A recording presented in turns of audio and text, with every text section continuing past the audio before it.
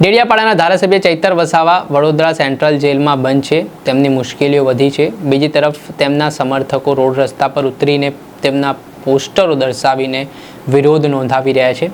ધારાસભ્ય પર જે સજાનું એલાન થયું છે તેને લઈને આમ આદમી પાર્ટીના નેતાઓ ભાજપનું ષડયંત્ર ગણાવી રહ્યા છે.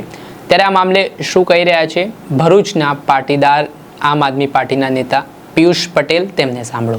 વૈષ્ણવજન તો તેને કહીએ જે પીડ પરાઈ જાનાને રે. દર્શક મિત્રો, નવજીવન ન્યૂઝમાં આપનું સ્વાગત છે. હું છું ફૈઝાન.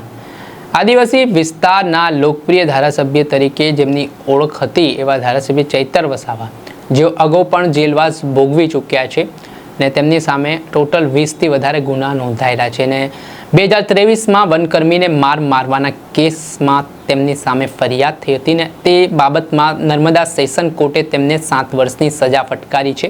સાથે તેમના પત્ની સહિત 9 લોકોને સજા ફટકારવામાં આવી છે. આને લઈને આદિવાસી સમાજ અને આમ આદમી પાર્ટીના નેતાઓમાં ઘેરા પ્રત્યાઘાત પડ્યા છે. આ સજાના વિરોધમાં રોડ રસ્તા પર ઉતરીને વિરોધ સમર્થકો આમ આદમી પાર્ટીના કરી રહ્યા છે ને આ વચ્ચે હવે ભરૂચના આમ આદમી પાર્ટીના જિલ્લા પ્રમુખ પાટીદાર નેતા પિયુષ પટેલ શું કહી રહ્યા છે તે સાંભળો. 23માં ધારાસભ્ય શ્રી ચૈતરભાઈ વિરુદ્ધમાં જે ભારતીય જનતા પાર્ટીએ ઉપજાવી કાઢેલો જે કેસ હતો એ કેસના સંદર્ભની અંદર જે તાજેતરમાં ચૈતરભાઈ વસાવા અને અન્ય 8 લોકોને જે 7 વર્ષની કેદની જે સજા કરવામાં આવી, એમને દંડની સજા કરવામાં આવી, ત્યારે આ જોઈ શકાય છે કે આ ગુજરાતની અંદર, ભારત દેશની અંદર ભારતીય જનતા પાર્ટી કોર્ટને પણ ગેરમાર્ગે દોરી રહી છે. કોર્ટે જે કંઈ પણ પુરાવા હતા, જે કંઈ પણ લખાણ હતું અને એફિડેવિટ હતું એના આધારે એમને તો સજા સંભળાવી દીધી. અમે એમને શિરોમાન્ય રાખીએ છીએ. આગળ અમે હાઈકોર્ટમાં અપીલમાં પણ જઈશું અને સ્ટે માટે પણ જઈશું. પરંતુ ગુજરાતની જનતાએ અને ગુજરાતના લોકોએ આ વિચારવાની જરૂર છે કે એક લોકસેવક આજે હર હંમેશ ચૈતરભાઈ જ્યારથી પણ જીત્યા છે ત્યારથી એક પણ દિવસ એમના પરિવાર સાથે બેસીને એમને શાંતિથી જમ્યા નહીં હોય.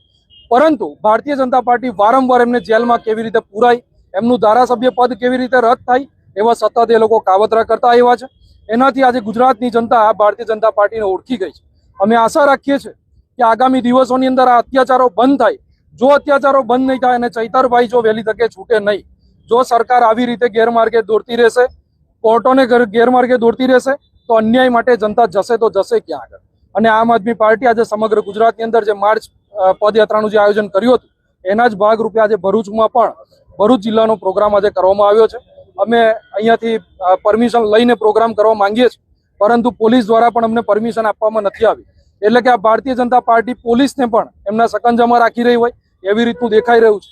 ગુજરાતની અંદર, ભરૂચની અંદર દારૂ માટેની પરમિશનો મળી જાય, પરંતુ જ્યારે આવી રીતે રેલી કાઢવાની હોય, શાંતિપૂર્વક રેલી કાઢવાની, એના માટે પરમિશન નથી. આ એક દુઃખની બાબત છે. અમે આશા રાખીએ છીએ કે દારૂબંધી પર ઉપર જો આટલો તમે સકંજો રાખશો તો ભરૂચની અંદર દારૂબંધી થશે.